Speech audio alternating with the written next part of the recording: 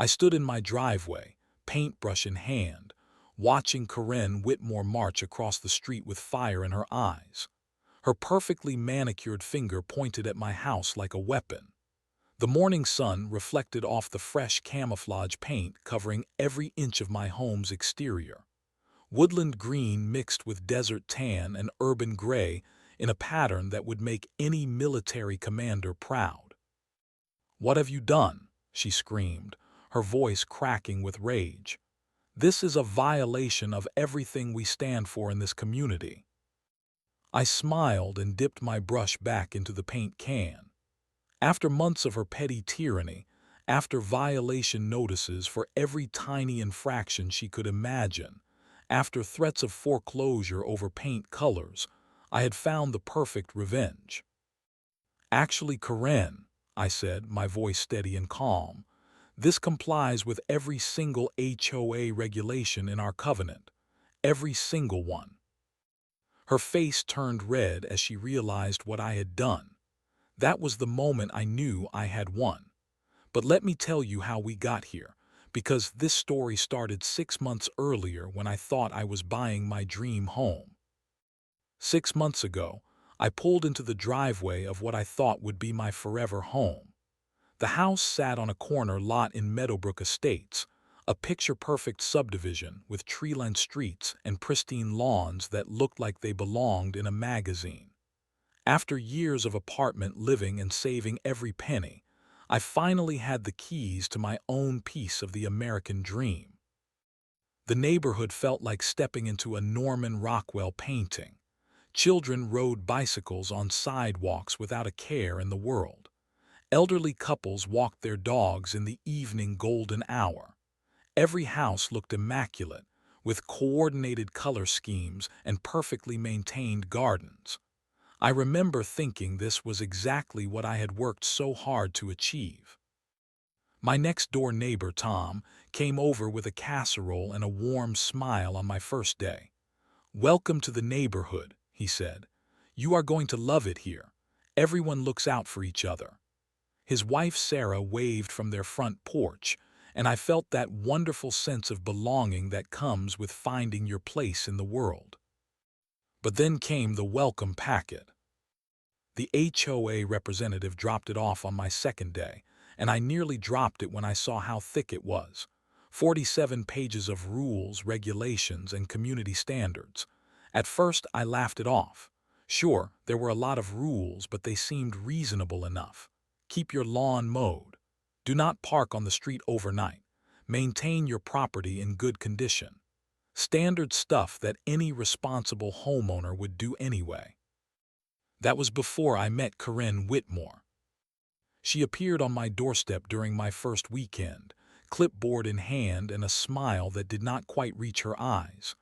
"Hello there," she said in a voice that sounded friendly but felt like ice water. "I am Corinne, the HOA president. I thought I would stop by for a friendly neighborhood walkthrough." Corinne was in her late 50s, with silver hair pulled back in a tight bun and clothes that screamed expensive but practical. She carried herself with the authority of someone who had never been told no in her entire life. As we walked around my property, she pointed out things that made my stomach sink. "That garden hose should be stored out of sight," she said, making a note on her clipboard. "And these window boxes are a lovely touch, but they need to match the approved color palette. Oh, and that doormat is charming, but it exceeds the maximum size requirements by about 2 inches. I nodded along, thinking these were just helpful suggestions from a neighbor who cared about the community. How naive I was. It was Tom who pulled me aside later that evening and filled in the missing pieces. "The previous owner of your house," he said quietly, looking over his shoulder as if Corinne might be listening. "He got violation notices almost every month. The guy was a veteran, kept his property immaculate, but Corinne found something wrong every single time." "What kind of things?" I asked. "His flag was 2 inches too big. His mailbox was half an inch too tall. She once cited him for having his garbage cans visible from the street for more than 30 minutes after pickup. Tom shook his head. The poor guy spent thousands of dollars trying to comply with her demands. That is part of why he sold the house. My blood ran cold. Why did nobody tell me this during the sale? Would you have bought the house if they had? That night, I lay awake reading through the HOA covenant again, and this time the words felt different. These were not guidelines for a peaceful community. They were weapons. Every seemingly reasonable rule contained enough ambiguity to be used against any homeowner who crossed the wrong person. And I was beginning to understand that Corinne Whitmore was exactly that wrong person. The first violation notice arrived the following Tuesday. My garbage cans were positioned 6 inches too far from the curb. Fine amount, $50. I stared at the official letterhead and felt my dream home transform into something that felt more like a prison. The violation notices came like clockwork after that first one. Every week brought a new citation, each one more ridiculous than the last. My mailbox was supposedly 2 inches too tall, even though I had not touched it since moving in. My doormat was the wrong shade of brown. My window blinds did not achieve perfect uniformity when viewed from the street. I found myself measuring everything twice, walking around my property with a ruler like some kind of suburban detective. Every morning, I would check my front door for the dreaded HOA letterhead. Every evening, I would adjust something else, hopping to avoid the next fine. I spent $200 on a new mailbox, another $150 on approved window coverings, $75 on a regulation doormat that looked exactly like my old one, but came from their preferred vendor list. The breaking point should have been when I realized other neighbors were suffering too. Mrs. Patterson lived 3 houses down, an elderly widow whose husband had died the previous year. She kept a small memorial garden in her front yard with flowers and a wooden cross. Corinne cited her for unauthorized decorative elements and non-approved landscaping materials.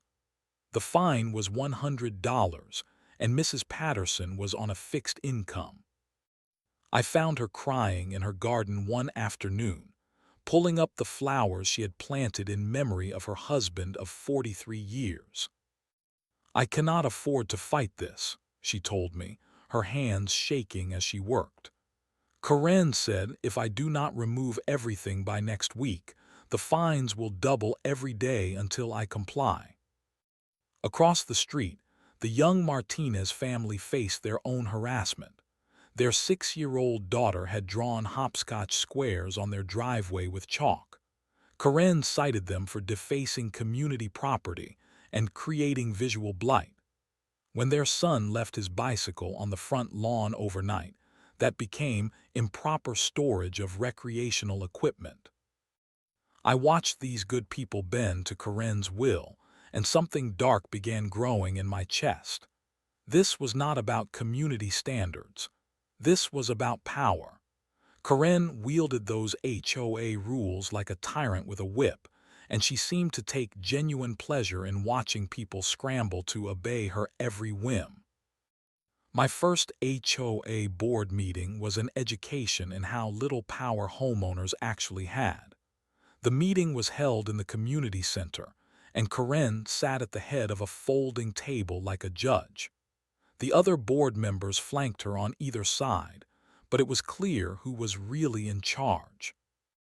"We have several compliance issues to discuss," Corinne announced, shuffling through papers. "But first, let me remind everyone that this board operates under established procedures. We do not have time for lengthy debates or emotional outbursts." When I tried to speak about the seemingly arbitrary nature of some violations, Corinne cut me off mid-sentence. "Mr. Johnson," she said, using my last name like a weapon, "your concerns are noted, but this is not the appropriate forum for individual complaints. Please schedule a private meeting if you wish to discuss your specific issues. I looked around the room at my neighbors' faces. Most stared at the floor. A few nodded along with whatever Corinne said. Nobody was willing to challenge her authority, and I was beginning to understand why. The final straw came on a Thursday morning in March. I was getting ready for work when I saw the familiar white envelope tucked under my door. This time, the violation was for my house paint color. Exterior paint color inconsistent with community standards, the notice read. Current color appears faded and does not match approved palette. Homeowner must repaint entire structure within 30 days or face escalating daily fines beginning at $100 per day. I stared at the paper in disbelief. My house was the exact same color it had been when I bought it. The exact same color the previous owner had been cited for multiple times before giving up and selling. The exact same color that had been painted by the original builder using approved materials. Corinne appeared at my door that afternoon, her smile sharp as a knife. "I know this seems like a big expense," she said, "but property values depend on maintaining consistent standards. The board has selected 3 approved contractors who can complete the work at a reasonable cost. Of course, you are free to choose your own painter as long as they use colors from our approved list." The estimate was $4,000. $4,000 to paint my house a color that looked exactly like the color it already was. $4,000 because Corinne Whitmore had decided to make my life miserable. That night, I made a decision that would change everything. I stopped sleeping normally after that paint ultimatum. Every night, I sat at my kitchen table with my laptop, diving deep into the world of HOA law, property rights, and legal precedents. The coffee pot ran constantly, and my dining room table disappeared under stacks of printed documents, legal codes, and handwritten notes. The deeper I dug, the angrier I became, not just at Corinne, but at a system that allowed people like her to terrorize homeowners with impunity. I learned about HOA boards that had foreclosed on military families deployed overseas. I read about elderly homeowners forced to sell because they could not afford escalating fines for minor infractions. I discovered a whole underground network of websites and forums where HOA victims shared their horror stories. But I also found something else: weaknesses. The Meadowbrook Estates HOA covenant was 47 pages long, but it had been written by lawyers who were more concerned with covering every possible scenario than with internal consistency. As I studied the document line by line, I began to notice contradictions, loopholes, and procedural requirements that Corinne had been ignoring.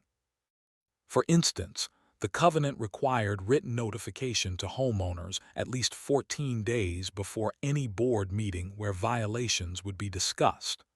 Corinne had been holding emergency meetings with as little as 24 hours notice. The fining structure required a formal hearing process that had never been implemented. Even the paint color requirements contained language that would make any lawyer cringe. My research into Corinne herself proved even more interesting. Public records showed she had been president of HOA boards in 2 previous neighborhoods before moving to Meadowbrook Estates. Both of those communities had faced lawsuits over excessive fining and procedural violations. In one case, the entire board had been replaced after a homeowner revolt. In the other, the management company had quietly settled multiple cases and implemented oversight procedures to prevent future abuses. Corinne was not just a power-hungry neighbor. She was a serial HOA abuser who moved from community to community, leaving chaos in her wake. My friend Mike, who worked as a real estate attorney, met me for coffee after I had been researching for 3 weeks straight. I must have looked terrible because the first thing he said was, You look like you have not slept in a month. Corinne Whitmore is trying to force me to repaint my house for $4,000, I told him. The same color it already is. Mike shook his head. HOA disputes are nasty business. Even when you are right, fighting them legally is expensive and time-consuming. They have deeper pockets than individual homeowners, and they know it. So I should just pay the $4,000. I did not say that. Mike leaned forward with a slight smile. I said fighting them legally is expensive, but there are other ways to fight back. Sometimes the best defense is a good offense. Sometimes you have to get creative. That conversation planted a seed that grew into something beautiful and terrible.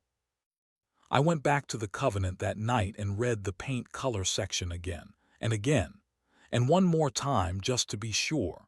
The language was specific about prohibited colors: bright pink, neon yellow, metallic finishes, and anything deemed garish or inappropriate for a residential setting. But as I read through the restrictions, I realized something important. There was no mention of camouflage patterns. The Covenant prohibited specific colors, but it said nothing about patterns that combined multiple approved colors. Military camouflage patterns used earth tones like brown, green, and tan. All of those colors appeared on the approved palette. The patterns themselves were not addressed anywhere in the document. I spent the next 2 weeks researching military camouflage patterns and paint suppliers. I learned about woodland camouflage, desert camouflage, and urban camouflage. I studied the regulations that govern the use of these patterns and discovered that they were protected under federal law as symbols of military service. I found suppliers who sold authentic military-grade paints to civilian contractors working on military bases. Most importantly, I found a legal loophole big enough to drive a tank through. The more I researched, the more excited I became.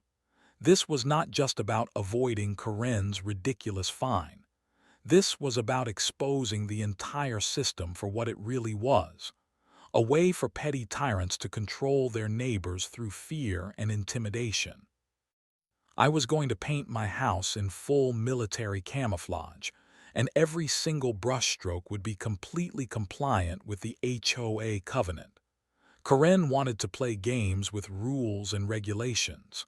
Fine, but she was about to learn that two could play that game. And I was much better at research than she was. Acquiring military-grade camouflage paint turned out to be easier than I expected. A supply company in the next state specialized in selling surplus materials to contractors who worked on military bases.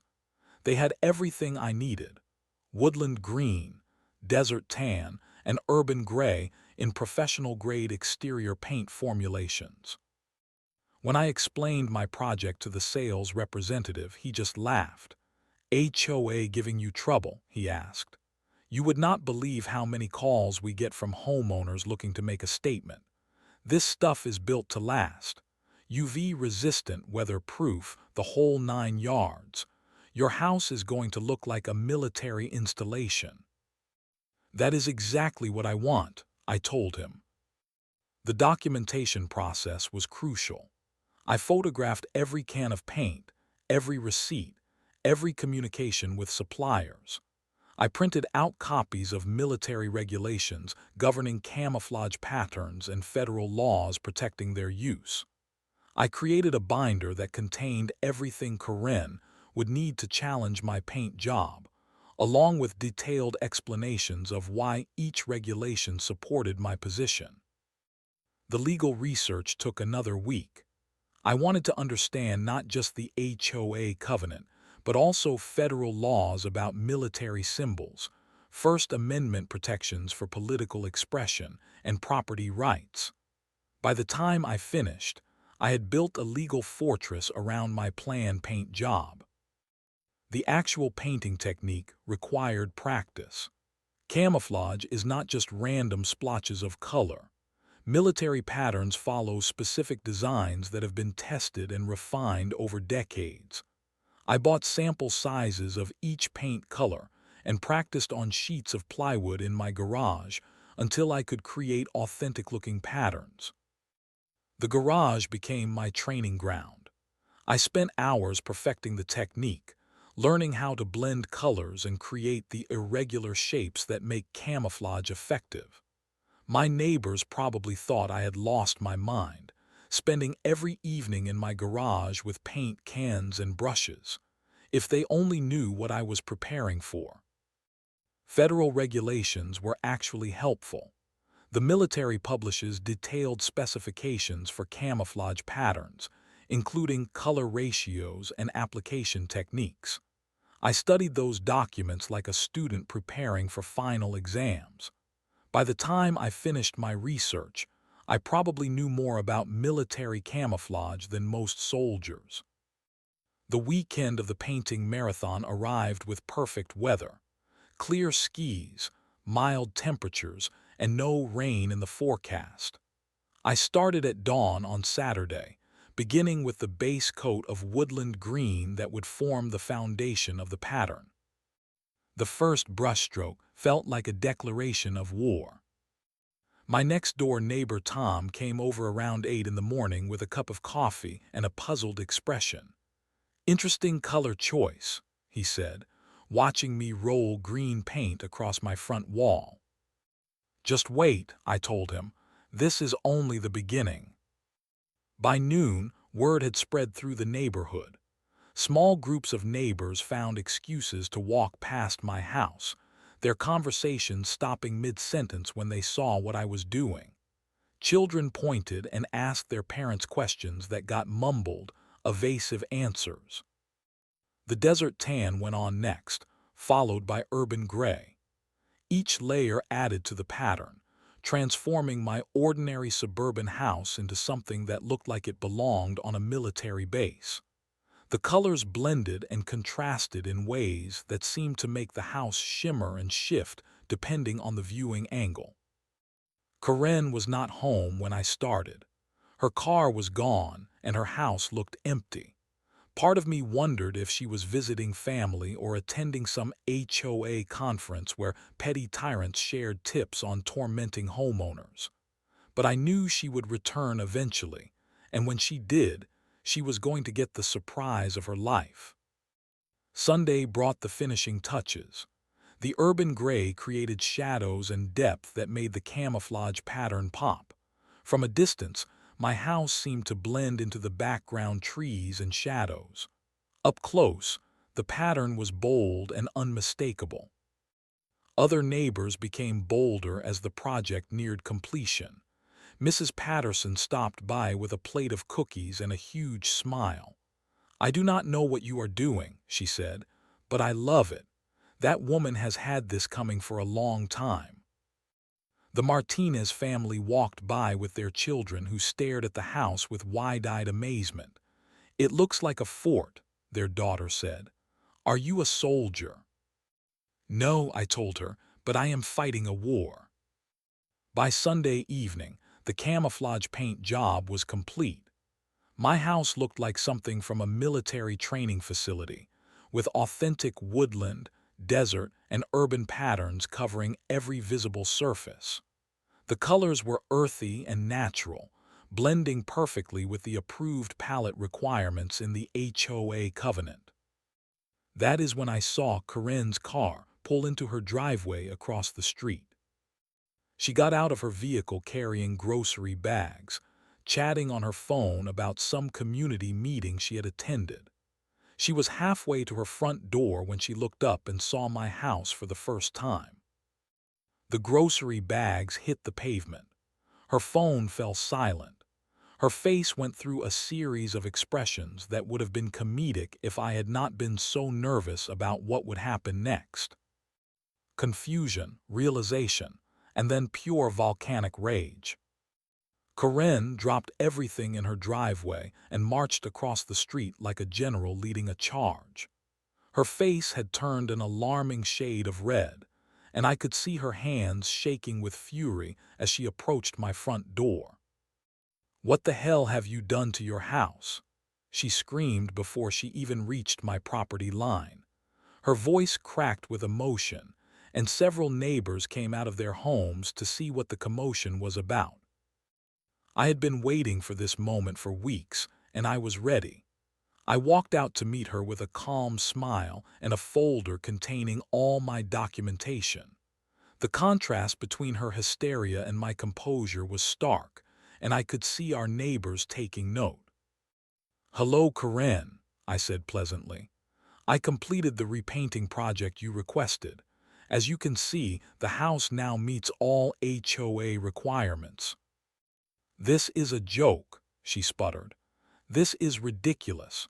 You cannot paint your house like some kind of military bunker in a residential neighborhood." "Actually, I can." I opened my folder and pulled out a copy of the HOA covenant. I have reviewed every paint color restriction in our community standards. All of these colors appear on the approved palette. The patterns are not prohibited anywhere in the covenant language.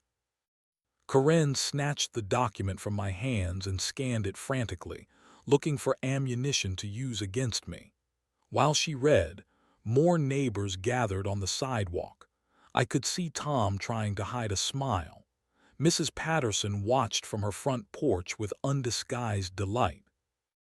"This cannot be legal," Corinne said finally.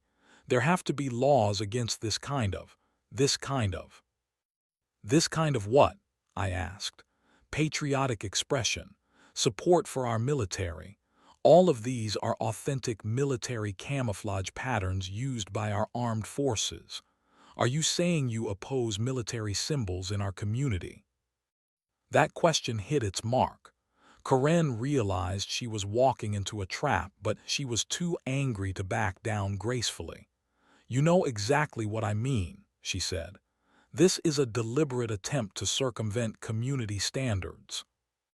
"No," I replied calmly.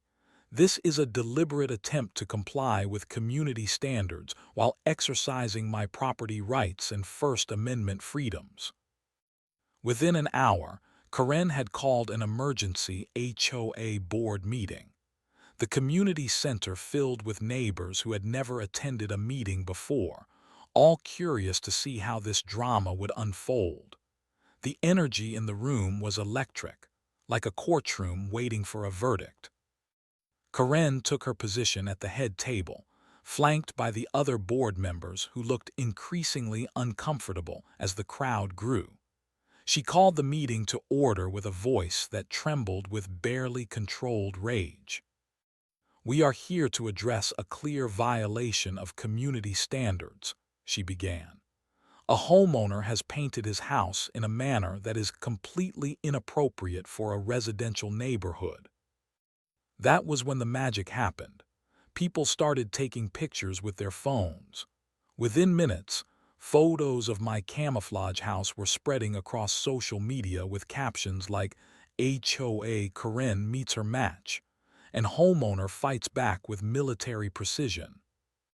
The local news station arrived Tuesday morning.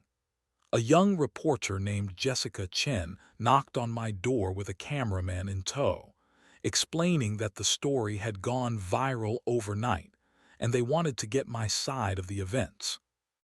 "This is really about homeowner rights," I told her during the interview. "HOA boards have become increasingly aggressive in recent years, using minor violations to harass residents and extract fees. Sometimes you have to fight back using their own rules." When Jessica asked Corinne for comment, the interview did not go well for the HOA president. Corinne came across as petty and vindictive, complaining about property values while failing to articulate exactly which rules I had violated. The contrast between my calm explanations and her emotional outbursts made for compelling television. The HOA lawyer called me Wednesday afternoon.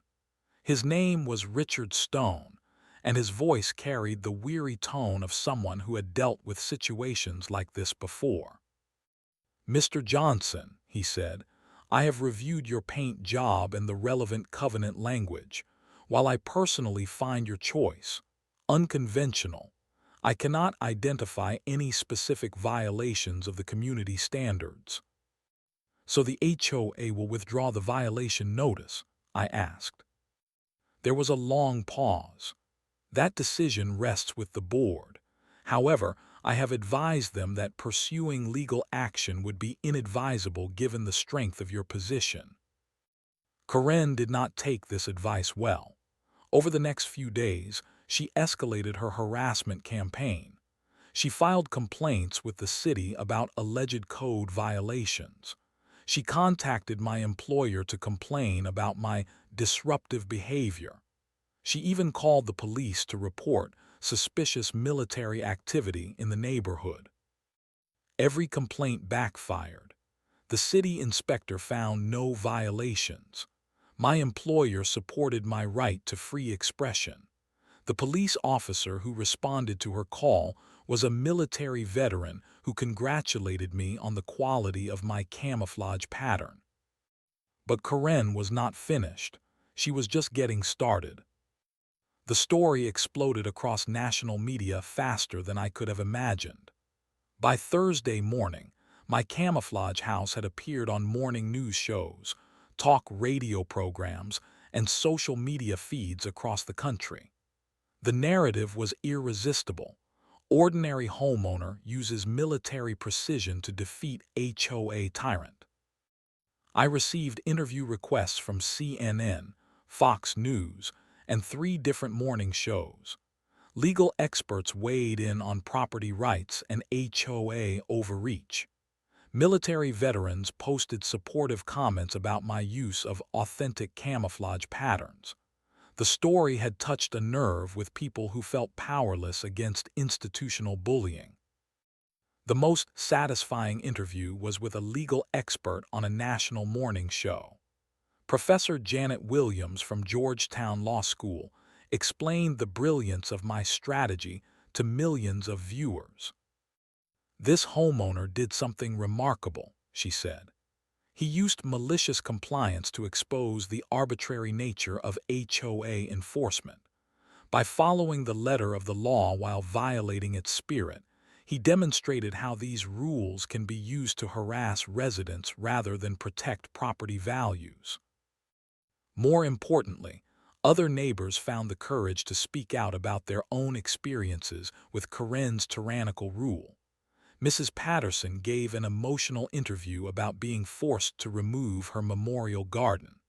The Martinez family talked about harassment over their children's chalk art. Tom shared stories about previous homeowners who had been driven out by escalating violations. A pattern emerged that painted Karen as a serial HOA abuser who had terrorized multiple communities. Property management companies began distancing themselves from her extreme tactics. Board members who had previously supported her started calling for her resignation. The pressure on Karen intensified when city council members announced they would review HOA oversight regulations. Councilwoman Mary Rodriguez cited my case as an example of why stronger homeowner protections were needed. "No resident should face foreclosure over paint colors or memorial gardens," she said during a public meeting. "These organizations have forgotten that they exist to serve homeowners, not to rule over them like feudal lords." The irony was perfect.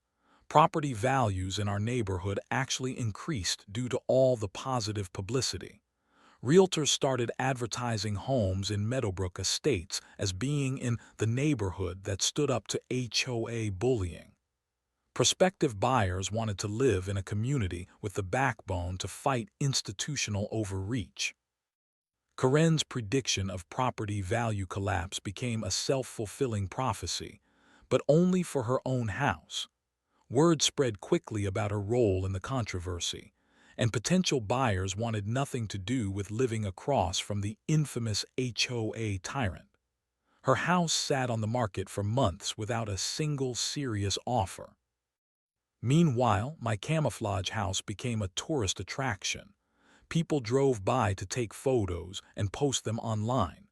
Military families made special trips to see the house that had become a symbol of resistance. Veterans stopped by to shake my hand and share their own stories about fighting bureaucratic bullying.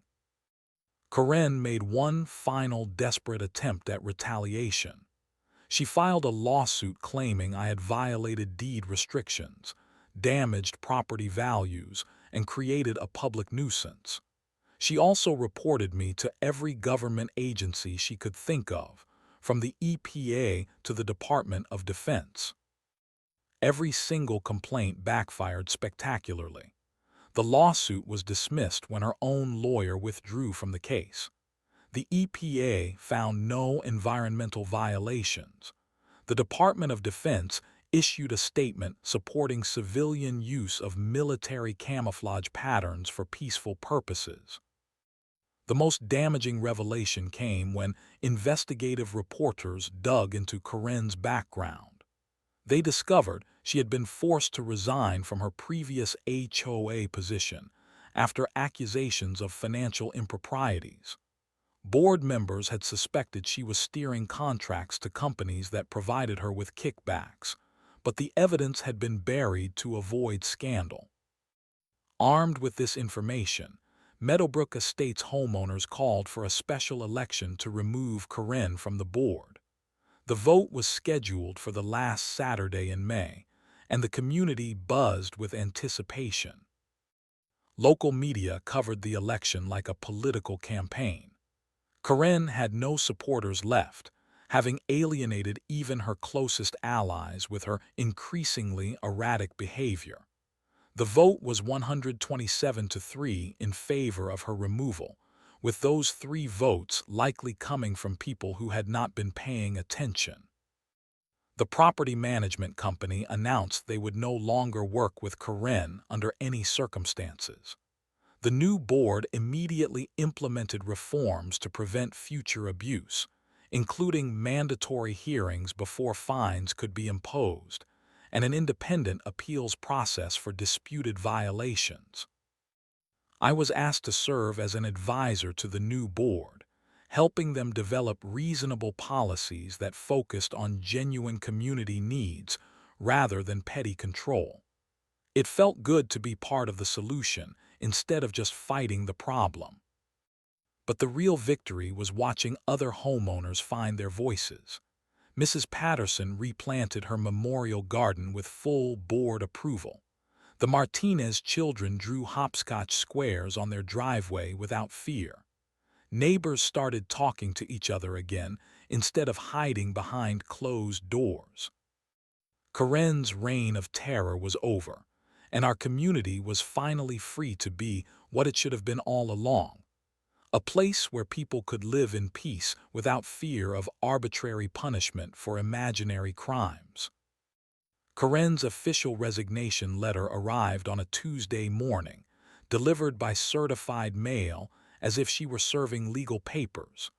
The letter was 2 pages long, filled with bitter complaints about ungrateful homeowners and media persecution. She took no responsibility for the harassment and abuse that had led to her downfall. The new HOA board held its first meeting the following week, and the difference was remarkable. Instead of Karen's authoritarian rule, the meeting felt like an actual community discussion. Neighbors shared ideas about genuine improvements like better lighting for evening walks and a community garden where Mrs. Patterson could honor her husband's memory. I was officially appointed as the community liaison for homeowner rights, a position created specifically to prevent future abuse.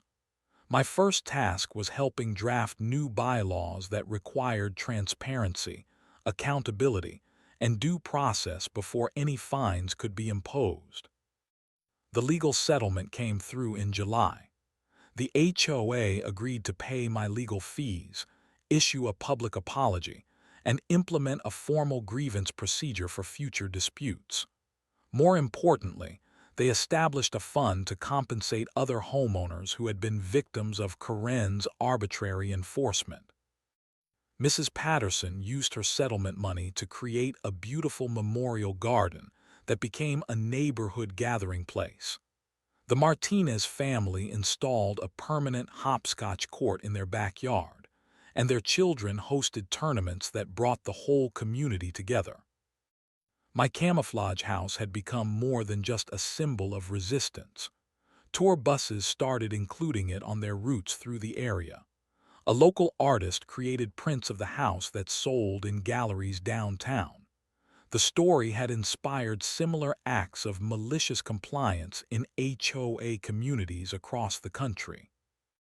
Corinne tried to sell her house and disappear quietly, but the real estate market had other plans. Buyers were not interested in living across from the infamous HOA tyrant, especially when they could see the constant reminder of her defeat every time they looked out their front windows.